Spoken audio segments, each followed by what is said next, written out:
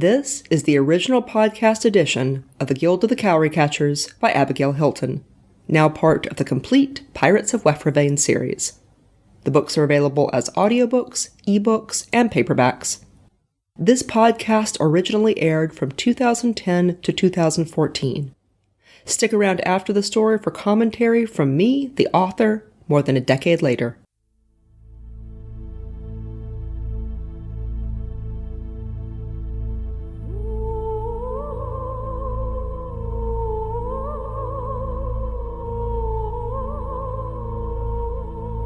The Guild of the Cowry Catchers, a novel of pirates in Panamindorah. Written and narrated by Abigail Hilton. Book 4, Out of the Ashes. Warning: this novel was intended for people who shop in the grown-up section of the bookstore. If you need to ask whether you will be offended, you probably will. Episode 11. Chapter 32. Smoke and Sweetleaf. It is ironic that the scholars on Mance are still writing on animal skins, while CERN is producing large quantities of a plant that makes excellent paper. Gwaine, A Guide to Wefravain. Gerard didn't sleep again that day. By the time the sun set, the brothel and gambling den had begun to buzz. Half a watch after dark, they were crowded and booming.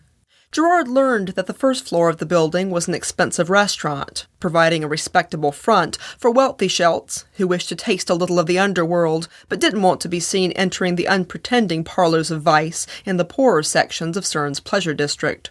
Coloan's shelts had been generous with food and drink and entertainment. Gerard suspected that they would like nothing better than to get every member of the party drunk and babbling away to a table full of card players and whores.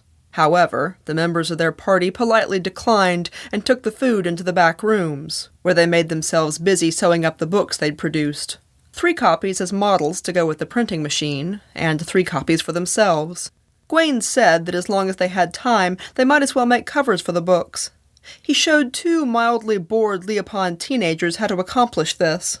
He also gave them his best paper recipe, and mentioned with a grin that sweetleaf pulp made the best paper. The very idea of using sweetleaf to make paper for books sent the young Leopons into gales of laughter. "Read it, then smoke it," chimed one. Gwaine laughed with them. I hardly ever use sweetleaf for paper. It just costs too much. He stopped laughing when one of the Leopons patted him on the head. "What a charming little pet clerk," he said to Gerard. "Are you sure he doesn't come with the printing machine?" Gerard tried not to look shocked. Of course they thought Gwaine was a slave. CERN didn't permit free fawns unless they were attached to a ship, or were a resident of Haplag, and had papers and a brand to prove it. In a place as desperately poor as the slums, even kept fawns were in danger of disappearing into someone's cooking pot. "We're sure," snapped Serwin, before Gerard could say anything. "Have you got any more wine out there?" Serwin, said Gwaine, when the Leopons had gone.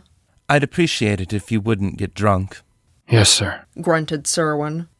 If you need some fresh air, you could go up on the roof. "Yes, sir." Behaving as though I don't belong to anyone is more likely to get me hurt than the other way around. "Yes, sir." "I'll claim you," said Lou, with a little of her old mischief. She'd been uncharacteristically passive since arriving on CERN. Gerard was sure that the place held bad memories for her, and he remembered what Silvio had said about Lou being awkward and uncomfortable outside her familiar element of glass jars and drying racks. Someone knocked on the door, and Gerard opened it. Coloan's Ocelon clerk was standing there. "I thought you might like to know," he began, but Gerard had already heard the commotion in the hall and recognized Coloan's booming voice. In 2 strides he was past the clerk and among the excited press of bodies. There couldn't have been more than a dozen Leopons, but they filled the small corridor. They had clearly not come from the brothel, because they were dressed in plain rough-spun, and they looked wet and dirty, babbling to each other in outdoor voices. "Silvio?" He didn't answer, but he must have heard, because he came out from behind Coloan and looked in Gerard's direction. He was wearing someone else's cut-off cotton pants, tightly belted, and a shirt that was too big for him. His coal was gone. He looked wet and muddy and exhausted. Gerard let out a breath he hadn't realized he'd been holding. Silvio, are you all right? Silvio shot him an exasperated scowl. I'm fine. Stop looking at me like that. Stop talking to me. Why? But Silvio had already turned to follow Kaloan into his office. The door clicked shut behind them. The Leopons in the hall started to disperse. Gerard gathered that they had found Silvio's treasure and were impressed. Behind him, Gwaine, Serwyn, Marlowe, and Lou had emerged from the room with the printing machine. They'd gathered up their packs, lighter now, without the woodcuts. They stood quietly and waited. Gerard felt tired and frustrated and jumpy. Finally, the door to the office creaked open. Kaloan's secretary stepped out and bade them enter. Kaloan was standing behind his desk, and Silvio was sitting on it, a small chalkboard between them. Kaloan's sharp green eye flicked around the group.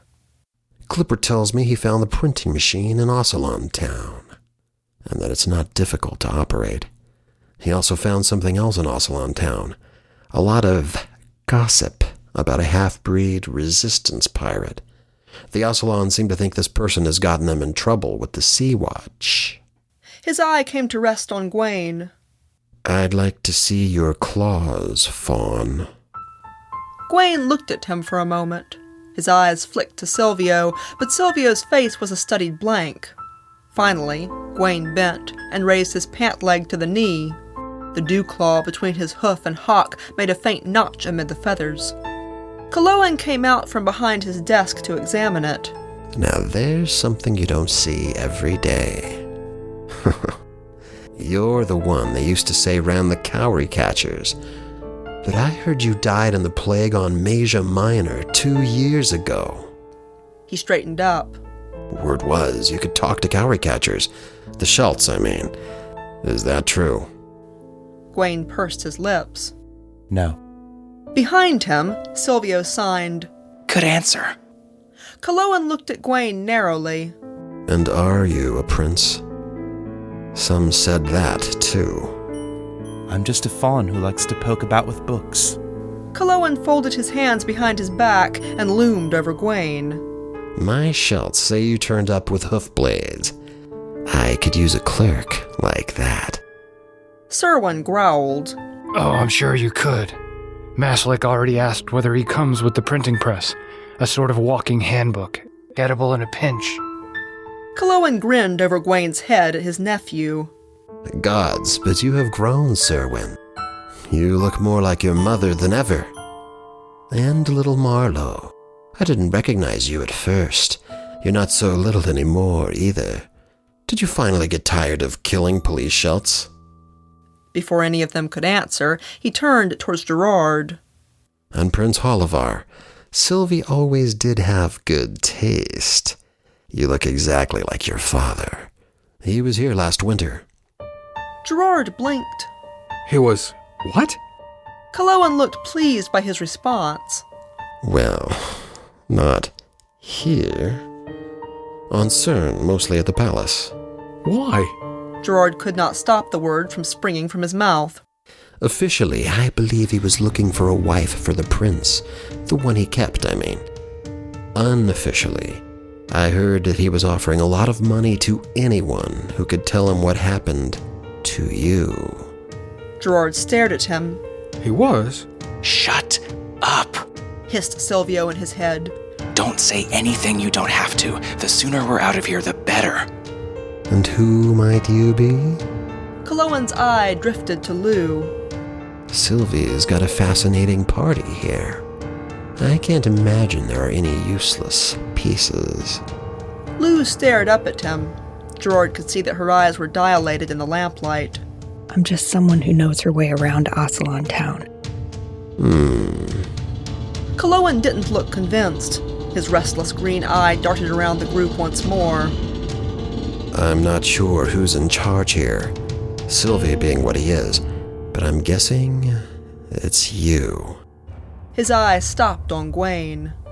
There's a sort of perverse irony in that, and Sylvie likes irony. Holivar is too passive, and Serwyn gets much too excited when we call you names. Gwaine seemed to make up his mind about something. You don't want to keep us here, Reza. Kaloan crossed his arms. And why not? You can help make these books you're so anxious to distribute. My Shelts will do their part. In exchange, I might have a few things for you to do.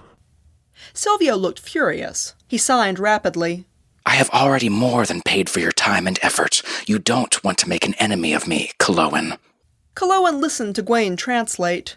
Silvio, He said indulgently. you may have noticed that you're not armed. And you seem to be in my house.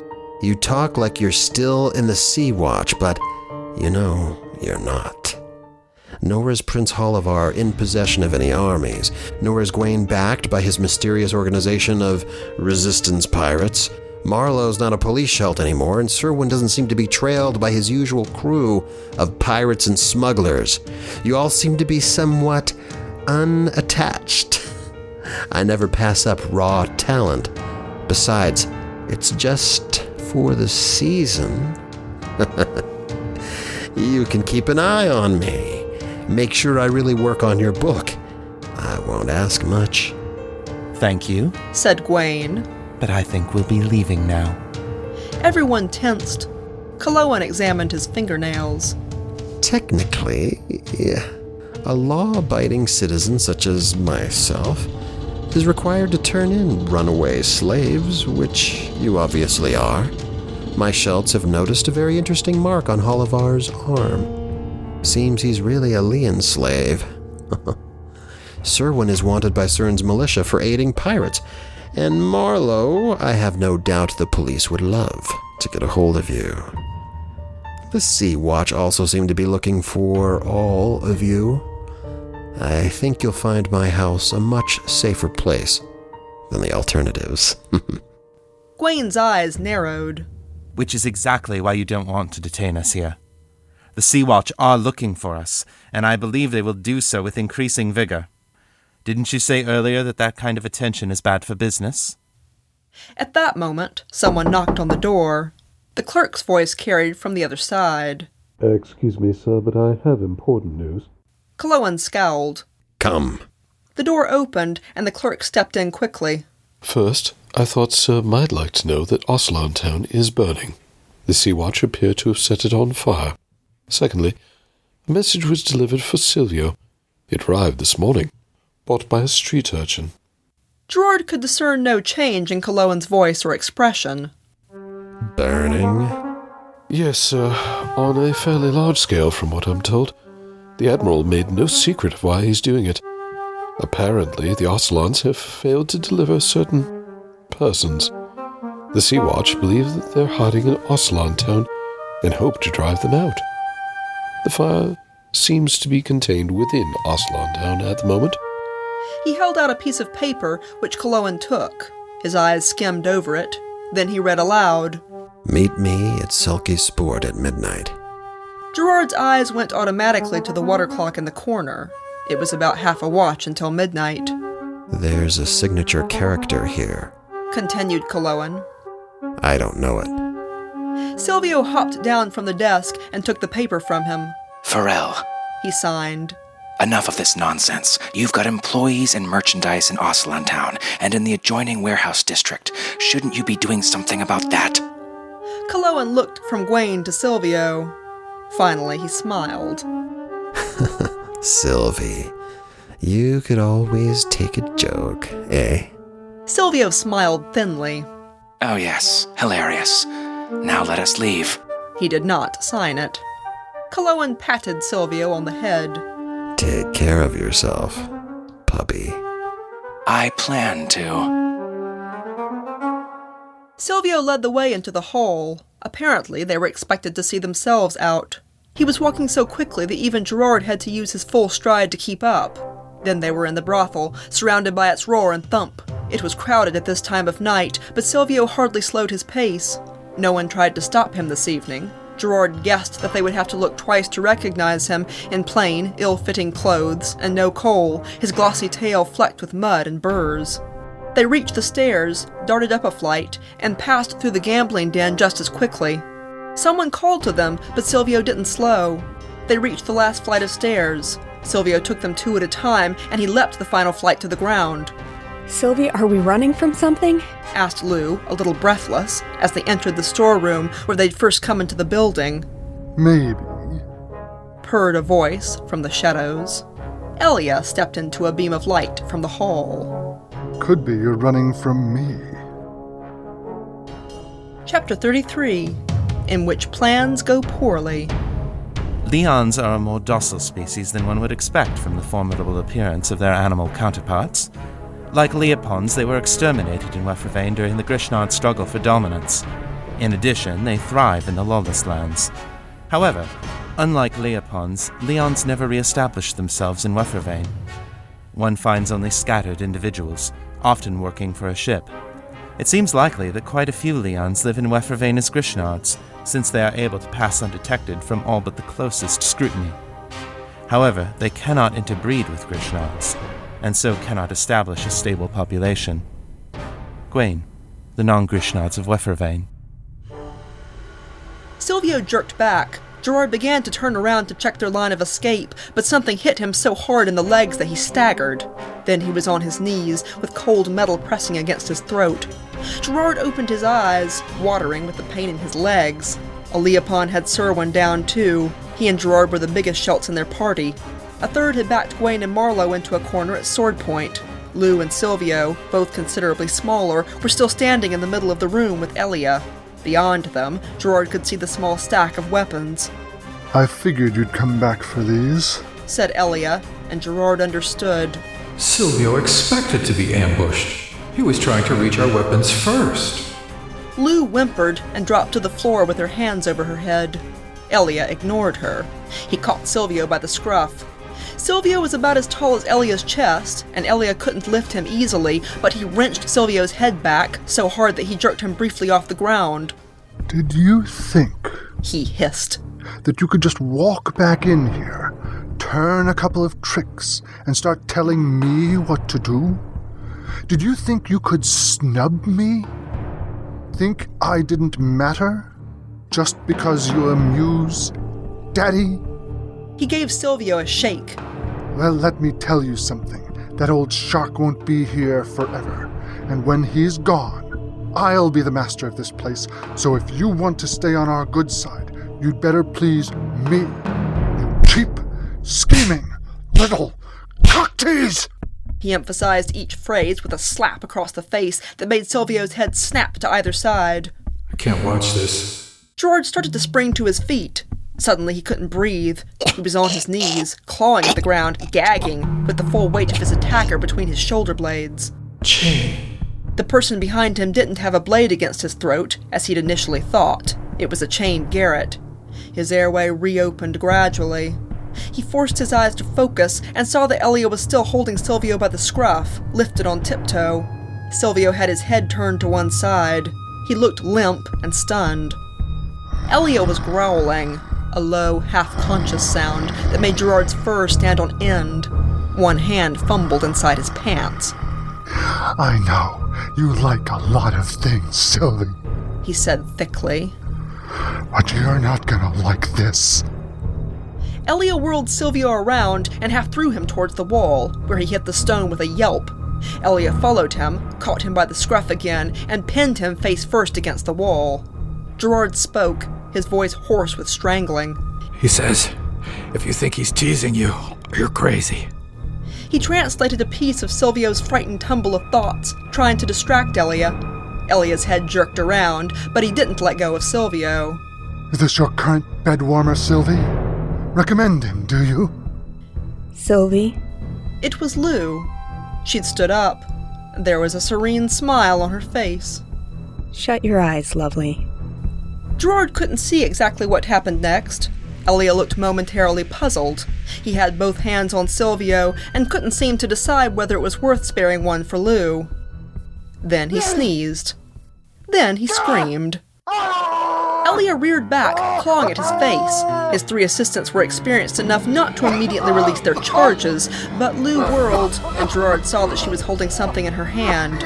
It looked like a perfume bottle, one with a plush pink bulb attached to aerosolize the spray. She didn't repeat her warning, and she didn't need to. Gerard noted a sudden sharp scent in the air. It brought back a vivid memory of being attacked by Gwaine at Moon Festival on Lecklock, a horrible burning pain in his eyes and lungs. He put his head down, shut his eyes, and held his breath as Lou aimed her perfume bottle at the Leopon above him. There was a bellow, and the chain fell away, along with the weight on his back. Then Gerard was on his feet and running for their weapons. He got there at the same time as Serwyn. The solid weight of his sword in his hand made him feel almost giddy. He wanted to put it through Elia. Silvio is shouting at him. Don't kill them. You'll undo everything we've worked for. Just get your weapons and run. Silvio says leave them. Barked Gerard, over the noises of their attacker's agony. He saw Serwyn aim a kick at Elia before charging away. Everyone was coughing as they bounded back up the stairs. Even without getting a direct hit with Lou's concoction, no one could avoid breathing it. Gerard's eyes watered so furiously that he caught only glimpses as they stumbled into a softly lit, tinkling room, full of the music of stringed instruments, past astonished, well-dressed Shelts eating exotic food, and finally out into a starlit night. Silvio was in the lead, walking very fast. The night air helped relieve the burning in Gerard's eyes and lungs, and he was able to look around a little. The buildings were gaudy and busy for this time of night, but the street was well lit and mostly clean. Silvio took a winding route away from the swordfish, and Gerard soon lost track of how many side streets and alleys they'd taken, how many walls and fences they'd climbed over or under. Finally, Lou spoke from near the back. Sylvie, please slow down. He did, although he didn't stop. Lou caught up. She walked beside Silvio for a moment, and then said, I'm not sure we're heading toward the Selkie Sport. Did you want to go? Gerard understood then. He's just running. Silvio nodded. He had his eyes on the ground. Lou reached out and touched his shoulder. He flinched. Sylvie, can we stop and get our bearings? He nodded again, but seemed unwilling to actually stop. He slowed by degrees, coming to a halt in the shadows of an alley. They were well away from even the expensive section of the pleasure district. The streets looked commercial. There was a neat set of iron steps in the wall where they had stopped. Lou bent to look Silvio in the face. Sylvie, she said, as though she were talking to someone very young or very sick. Did you sleep at all yesterday? Silvio shook his head. Lou nodded. I'm going to climb up there, have a look around, and figure out where we are. Is that all right? He didn't respond. When she was gone, Silvio crossed his arms, leaned his back against the wall, and shut his eyes. His face looked deathly pale, except for a red swelling across one cheek where Elia had hit him. Gerard came over and stood beside him. He didn't touch him. He remembered that flinch. There was an awkward silence. At last, Gwaine spoke. Silvio, do you think we should go meet Pharrell? Silvio opened his eyes. He signed. I think so, but whatever you want to do. Gwaine shrugged. I don't know him. If you think we can trust him, then I will. Silvio's mouth twisted into a grimace that was the parody of a smile. I think we can, but now you've seen how my plans can go wrong. His hands were beginning to shake. Serwyn came over and crouched down next to him across from Gerard. Silvio, do you want me to kill Elia? I'd love to, and damn the consequences. Silvio's mouth twitched again, as though he wanted to smile and couldn't. If we killed him, Coloan might change his mind about the books, but Lou's poison will wear off completely in a watch, and they're not likely to talk about it. Lou came back down the ladder. We're not far from the Selkie, if that's where we're going. It's where we're going, said Gwaine. I think Silvio just needs a moment. Silvio was trying to fix his hair. It had come half out of its tie. His hands were shaking worse now, and Gerard took the tie away and did it for him. Silvio covered his face for a moment. Finally, he signed. I used to be better at handling that sort of thing. Oh, Sylvie. Lou put an arm around him. I'm not sure the way you used to handle it was any better. Better is what keeps you alive. Silvio took several deep breaths. I've just been in the Sea Watch for so many years, and it's been a while since I had to... Gwain's translation trailed off. Silvio was shaking so hard that it created a sort of full-body stutter. He crouched over suddenly and retched. Marlowe had been keeping watch at the mouth of the alley, but he came back now and produced a clean handkerchief. Silvio took it without raising his head. Gerard crouched and put a hand on his back. Silvio's voice sounded tiny in his head. This is the part where I disappear into my office for a few days. Only I don't have an office. Or a few days. Silvio, said Gwain slowly. This may be the wrong time to talk to you, but... Gerard shot him a frown.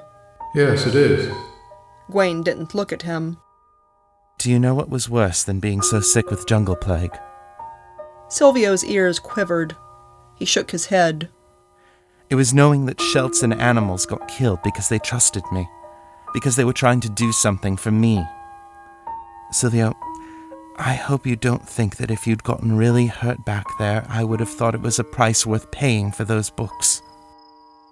Silvio raised his head just enough to look at Gwain. Gerard couldn't see his eyes, but he didn't need to. He could see the expression of pain mirrored in Gwain's face. Because I wouldn't have thought that, Silvio. Will you give me a chance next time to decide whether the risk is worth it? Silvio signed one word. Gwain made a face. God, Silvio, don't be sorry. I'm not reprimanding you. I'm just... Silvio was making an odd sound. It took everyone a moment to realize he was laughing. Gerard smiled faintly. He used to tell me all the time not to apologize. He hesitated. Silvio, can I pick you up? Silvio's ears drooped. I don't want to. Gerard scooped him up. He stood and settled Silvio's head against his shoulder. You're not embarrassing me. I was going to say I don't want to throw up on you. Gerard laughed. He relayed what Silvio had said, and it broke the tension a little. Serwin snorted. Being near Elia makes me want to throw up, and he never tried to rape me. Gerard winced at the word, but Silvio turned his head so that he could look at Serwin. He seemed curious. Serwin continued in a speculative voice. Tried to kill me once or twice. Didn't try very hard, though. I was too much fun to torture. He wants to know whether you grew up here, said Gerard. Serwin shot an inscrutable look at Marlowe. We grew up on Palawa, said Marlowe quietly. It's a little holding of Cerns, halfway to the Lawless Lands. It's a farming community with lots of different kinds of Shelts. Pretty relaxed attitudes to species differences, or used to be. He took a deep breath. I guess the police heard that some Shelts on Palawa had harbored resistance pirates. Or maybe just escaped fawn slaves. This was back when the police were more efficient. They came and questioned their little village. Someone must have said something wrong, because that night they came back and burned everything. Killed everyone they could catch, tortured some of us. They wanted to make an example to the rest of the island. Our village didn't have any Grishnards, so we made good candidates for that. So you went after the police? Said Gerard. Marlowe shrugged. I was 10. It took me 5 years to find Gwain, to be old enough to pass myself off as a young Grishnard. But I was motivated. I was 11. The police barricaded my family inside the house and set it on fire. I was in the garden, hiding. I did get them out, but they were burned so badly, they died the next day. I fled to a nearby village. When they learned my name, they put me on a ship bound for Cern. I knew who my uncle was, but I'd never been to the Great Islands. My mother had spoken of her brother with mixed feelings, and I had the idea she'd been glad to get away from home early in life. I turned up here, a farm kid who knew nothing. My cousins were busy trying to outdo each other in cruelty and cunning. I was, well, at least I wasn't a threat. I was more of an amusement. Elia was the worst. I started trying to leave within a year, but no ship would take me. They were afraid of displeasing my family. Except Mink and Ollie. They weren't afraid, not even of the name Reza. They were privateers back then, just dabbling in the resistance. They let me come aboard as a cabin boy at 13. 2 years I spent here on Cern, and they were the worst years of my life. I really do think my cousins would have killed me if I'd stayed much longer. Colowen isn't exactly cruel, but he does believe in survival of the strongest. He lets his offspring sort it out, and I was unequipped to play the game. I had no idea Marlowe had survived Palawa until I ran into him years later aboard the Defiance. Then we had a laugh about it. So much water under the stern, and somehow we'd both ended up working for the same person. Marlowe was looking at the sky with his hands in his pockets. Have you ever been back to Palawa, Serwin? Serwin shook his head. Me neither.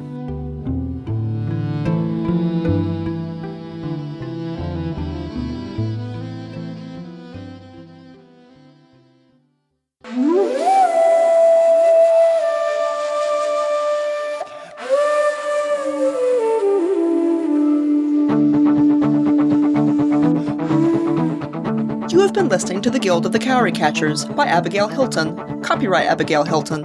Cowry Catchers is an illustrated story with ink and watercolor artwork by Sarah Cloutier. You can view the sketch art for free on the website at cowrycatchers.com, and the episode covers provide a sneak peek at the finished artwork. If you'd like to view the complete illustrations and support the podcast, the ebook is for sale on Amazon, Barnes & Noble, Smashwords, Kobo, and most other ebook platforms. As of this recording, it costs $5. A big thank you in advance to those who purchase the book or review it. This podcast included the vocal talents of Nathan Lowell as Gerard, Norm Sherman, as Silvio, Chris Lester, as Gwaine, Hughes Hilton, as Marlowe, Amy Watkins, as Lou, Brian Lincoln, as Serwin, Nobilis Reed, as Elia, James Durham, as Colowen, Chaz Blanchard, as an Ocelon clerk, Rish Outfield, and Big Anglovich, as Leopon Thugs. Sound effects for this podcast were provided by SoundSnap, the Free Sound Project, and Sound Dogs. The intro music for this podcast was Grace by Beth Quist. The outro music is The River Between by Jamie Saber. Both were licensed with permission from Magnatune.net. Music for Book 4 of Cowry Catchers included selections from Digital Juice at digitaljuice.com and Kevin MacLeod at Incompetech.com. It also included additional music from Beth Quist, Diana Rowan, and Jamie Saber, all from Magnatune.net. All music was licensed and used according to the terms of the websites. This is a standard copyright now. This podcast is provided for your personal enjoyment only. You can download and archive the episodes for your personal use. You may not re-upload, mirror, or publicly redistribute the audio files, nor can you alter, remix, or create derivative works.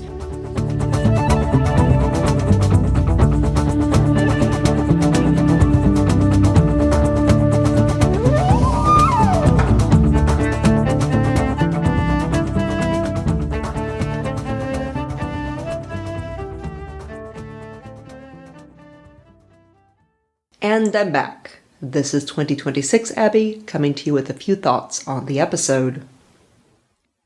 So Elia makes a wonderfully despicable villain, and I reprise him in a different book. We've got here an example of Gwaine and Silvio's plans going wrong in completely different ways. They both get betrayed in their separate plans, although not quite in the same way or quite by the same people. In both cases, something goes wrong, but Silvio does get the job done. We are almost at the end of this fourth book, which is actually the middle of what is now the second book. I don't want to spoil anything, so I will see you in the next episode.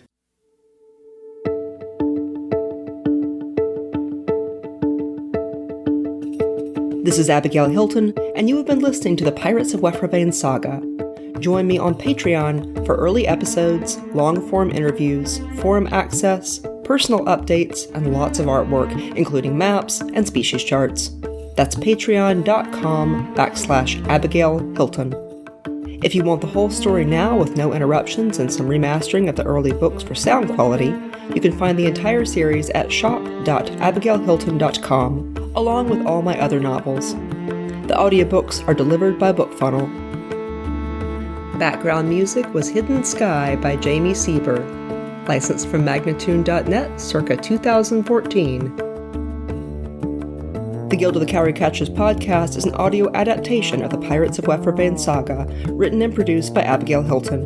Original production copyright 2010. All rights are reserved to the author.